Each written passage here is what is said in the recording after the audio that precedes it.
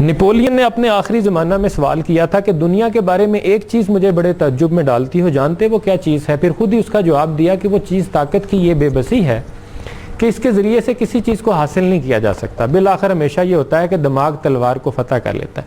In the end sword is always conquered by the mind. John Milton ये कहता है, a mind is its own place and in itself can make a heaven of a hell and a hell of a heaven. ये इतना ताकतवर आला है कि अच्छी भली ज़िंदगी को जन्नम भी बना सकता है, और जन्नम जैसी ज़िंदगी को अगर आप इसको प्रॉपर यूटिलाइज़ करें, सही इस्तेमाल करें, तो जन्नत भी बना सकता है। शेक्सपियर कहता है, TISS the mind that makes the body rich. जो कुछ आप हैं वो अपने माइंड की वजह से हैं। इमाम अल बन्ना मिस्र के मशहूर स्कॉलर, वो कहते हैं, उनके जो कॉल था उसका तर्जुमा ये है इंग्लिश के, happiness which every person is longing for streams to them from their own hearts and minds, and likewise the hardship and from which everyone tries to escape befalls them from their own hearts as well। ये सारे गम, खुशियाँ, परेशानियाँ, तकलीफ़ें, नाकामियाँ, कामयाबियाँ, ये सारे इंसान के अपने दिलो दिमाग की वजह से उसकी तरफ आती हैं। और जब ह्यूमन पोटेंशियल पे बात होती है तो इकबाल बहुत खूबसूरत बात करता है कि अपनी असलियत से हो आगाह ए गाफिल के तू कतरा है, लेकिन मिसाले बहरे बेपाया भी है।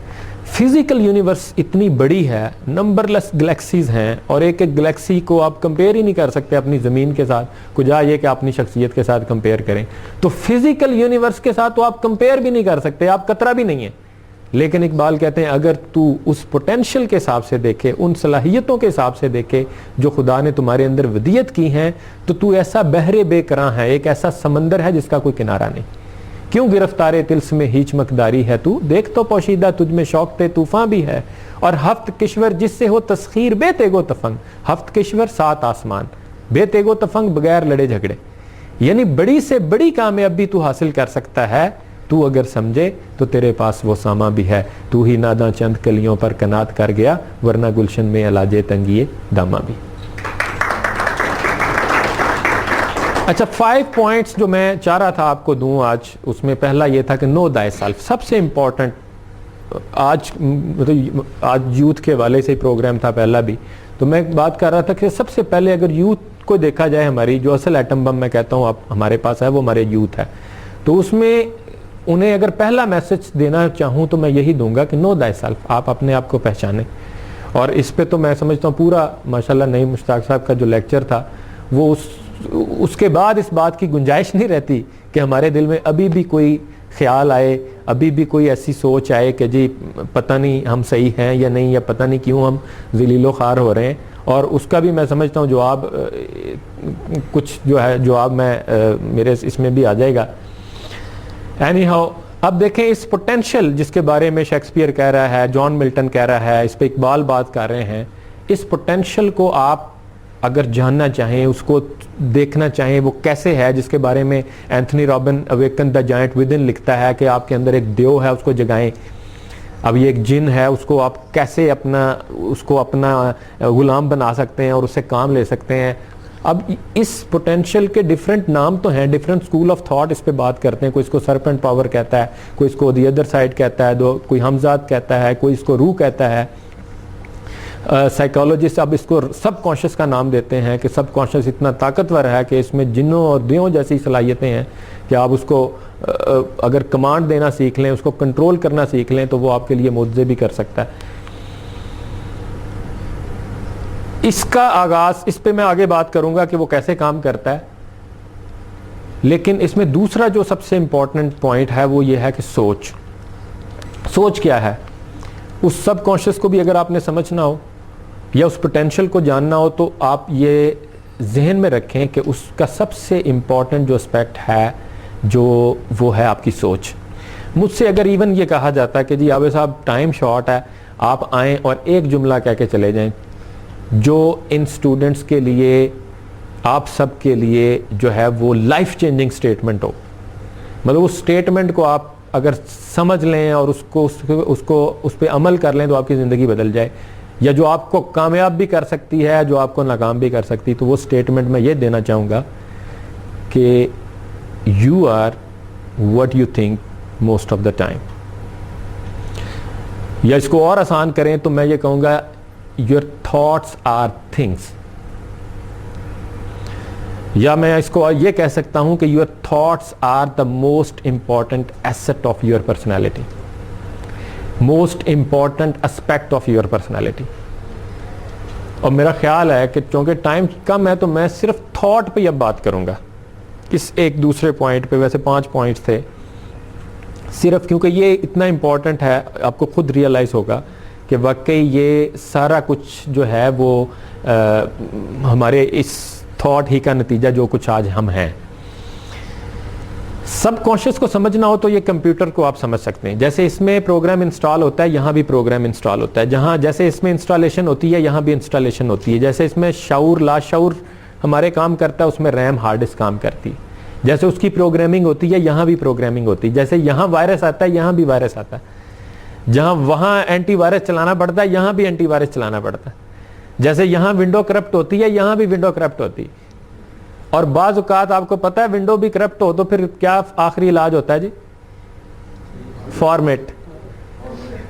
तो ये बाज़ औक़ात अगर वो कहते हैं बायोस में प्रॉब्लम आ गई जी, मदरबोर्ड प्रॉब्लम आ गई, शॉर्ट सर्किट हो गया, तो ये पागलखाने भेज दें। क्या है जी? शॉर्ट सर्किट हो गया, विंडो करप्ट हुई थी लेकिन ये फॉर्मेट के बाद भी ठीक नहीं हो रहा। साइकोलॉजिस्ट के भी इख्तियार से बात बाहर चली। बिल्कुल एग्जैक्टली ये ऐसा ही है। और इंसान और कंप्यूटर दोनों इस असूल पे काम करते हैं, गार्बेज इन गार्बेज आउट। कूड़ा डालेंगे तो कूड़ा ही निकलेगा।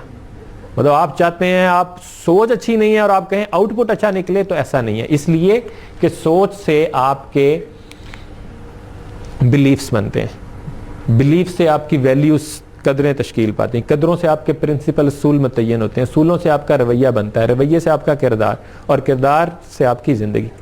किरदार अच्छा होगा, ज़िंदगी अच्छी गुजरे। किरदार ठीक नहीं है, ज़िंदगी ठीक नहीं। आगाज़ कहाँ से हुआ है? Thoughts. Mind is never idle. Subconscious नहीं सोता, आप सोते हैं। वो 24 घंटे काम कर रहा है। इसलिए ये बहुत इंपॉर्टेंट है कि सोने से पहले आप उसको क्या कमांड दे के सो रहे हैं, और सोने के फौरी बाद जब आप उठते हैं तो उसके बाद उस वक्त आप क्या कमांड दे रहे होते हैं। ये फिर वो प्रोग्रामिंग की बातें आ जाएंगी, वो मैं स्किप करूंगा। ऑपरेटिंग सिस्टम, दुनिया का जदीद तरीन कंप्यूटर यहाँ पे ला के रख दिया जाए और कहा जाए कि इसमें कोई प्रोग्राम इंस्टॉल नहीं करना, वैसे ही ज़रा काम लेंगे। Is it possible? आप उससे कितनी अच्छी आउटपुट लेते हैं, इट ऑल डिपेंड्स कि आप उसमें कितनी अच्छी इनपुट, कितना अच्छा सॉफ्टवेयर इंस्टॉल करते हैं। और ऑपरेटिंग सिस्टम क्या है? तो ये जो अल्लाह ने हार्डवेयर भेजा, असल में इसके साथ इसकी जो असल आप कह लें जो खूबी है वो आपकी क्या है? वो इसके सॉफ्टवेयर है कि वो सोच का निज़ाम क्या है जो इसमें चल रहा है। महात्मा बुद्ध ने कहा, we are what we think, with our thoughts we make our world. अपनी सोचों के जरिए से हम अपना जहान बनाते हैं। अब ये सोच क्या है? आज